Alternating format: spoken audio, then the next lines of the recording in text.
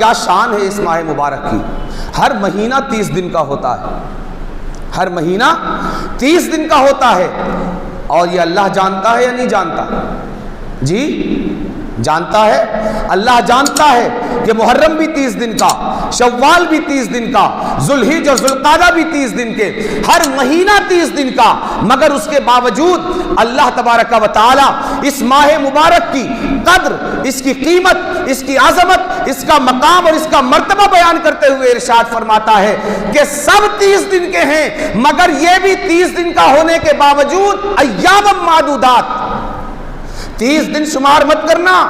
بلکہ یہ اپنی قیمت کے اعتبار سے، اپنی عظمت کے اعتبار سے، اپنی رفعت کے اعتبار سے، اپنی بلندی کے اعتبار سے، اپنی قدر اور اپنی قیمت کے اعتبار سے 30 دن کا ہونے کے باوجود یہی سمجھنا کہ یہ ایام معدودات بہت تھوڑے دن ہیں، گنتی کا دن ہے۔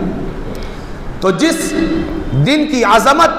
خود اس کا خالق بیان کرے، خود اس کا مالک اور اس کا پیدا کرنے والا بیان کرے، تو پھر اس دن کا مقام، اس مہینے کی عظمت، اس کا مقام اور اس کا مرتبہ، اس کا اندازہ کون لگا سکتا ہے؟ اسی لیے دوستوں، قلیل ایام ہیں، تھوڑے دن، 3 یا 4 دن ہمارے ہاتھوں میں ہی کہ ہم اس کے لیے تیار ہو جائیں۔ کس طرح؟ گھروں میں راشن بھر لیں، چاول بھر لیں، گیہوں بھر لیں، فروٹ بھر لیں، عید کی تیاریاں کر لیں، شاپنگ شروع ہو جائے۔ اسی طرح نہیں، یہ ہمارے جسم کی ضروریات ہیں، لیکن افسوس ہم سب کے معمولات پر الا ماشاء اللہ کہ ہماری رمضان کی جو تیاری ہوتی ہے ہر گھر میں، وہ تیاری یہی ہے کہ کرانے کی دکانوں پر ہم لائن لگا لیتے ہیں، راشن، چاول، گیہوں، تیل اور دیگر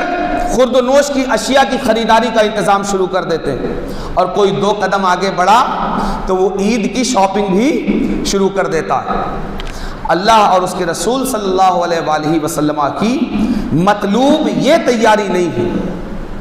بلکہ اللہ اور رسول کی مطلوب تیاری یہ ہے کہ رمضان میں جسم کو کمزور کیا جائے، جسم کے تقاضوں کا خیال کم سے کم کیا جائے، اور روح کو مضبوط کیا جائے، روح کو بالیدہ کیا جائے، روح کو صاف ستھرا کیا جائے، روح کو پاکیزہ کیا جائے، روح کو نکھارا جائے، روح کو صاف ستھرا اور پاکیزہ کر کے رب کی پسندیدہ روح بنائی جائے۔ اور آپ کو پتا ہے کہ روح کبھی کھانے پینے کی کثرت سے صاف نہیں ہوتی،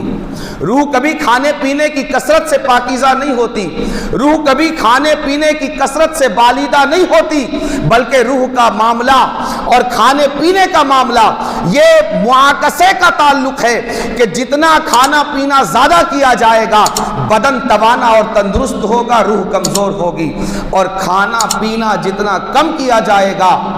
بدن کمزور ہوگا، روح طاقتور اور توانا ہوگی۔ تو ضرورت اس چیز کی ہے کہ ہم راشن بھریں، راشن بھرنے کے ساتھ ساتھ جہاں ہمارے گھروں میں چاول کی کمی نہ ہو، گیہوں کی، تیل کی، دیگر اشیاء خورد و نوش کی کمی نہ ہو، وہیں ہم اپنے گھر کا ماحول ایسا روحانی اور پاکیزہ بنائیں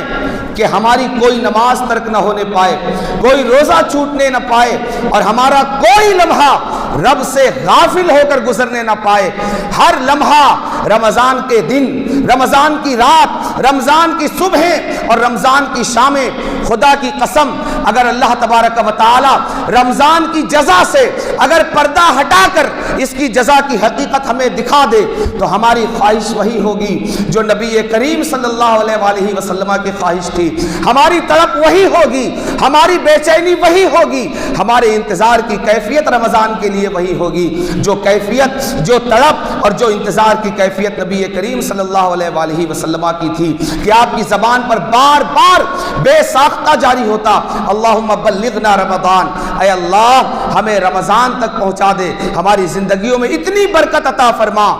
کہ ہمیں رمضان میسر آ جائے۔ اگر ہمیں اس کی حقیقت کا پتہ چل جائے تو خدا کی قسم ہم اس ماہ مبارک کا کوئی لمحہ ضائع نہیں کریں گے۔ اس لیے جب ہمارے نبی نے, جو صرف ہمارا نبی نہیں بلکہ سارے نبیوں کا نبی ہے, سارے رسولوں کا رسول ہے, ہر زمانے کا نبی اور ہر زمانے کا رسول ہے, جب وہ اس ماہ مبارک کے لیے سراپا انتظار بنا ہوا ہے, تو ہمیں نبی کی تبعیت میں, نبی کے اتباع میں, نبی کی پیروی میں, نبی سے محبت کا تقاضا یہ ہے, نبی سے الفت کا تقاضا یہ ہے, نبی سے عشق کا تقاضا یہ ہے کہ جب نبی اس ماہ مبارک کے لیے سراپا انتظار بنے ہوئے ہیں تو ہمیں بھی اس ماہ مبارک کی آمد کے لیے سراپا انتظار ہونا چاہیے. اور انتظار جس تیاری کا تقاضا کرتا ہے, جس استعداد کا تقاضا کرتا ہے, جس تہیّؤ کا تقاضا کرتا ہے, وہ تہیّؤ, وہ استعداد اور وہ تیاری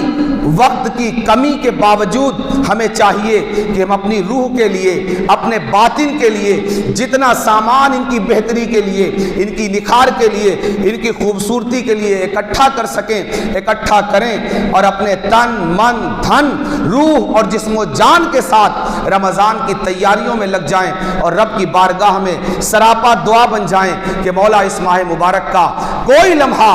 کوئی لحظہ, کوئی منٹ, کوئی دقیقہ اور کوئی سیکنڈ ہمارا تجھ سے غفلت میں نہ گزرے, بلکہ اس ماہ مبارک کا ہر لمحہ تیری یاد سے آباد ہو, تیرے ذکر سے معمور ہو, تیری طرف توجہ رہے, تیری طرف التفات رہے, تیری طرف جھکاؤ رہے, ہر لمحہ تجھ سے قربت کے لیے تڑپتے رہیں, تیری بارگاہ میں قبولیت کے لیے مچلتے رہیں, تیری بارگاہ کا قرب حاصل کرنے کے لیے صبح کریں, تیری بارگاہ کا قرب حاصل کرنے کے لیے شام کریں.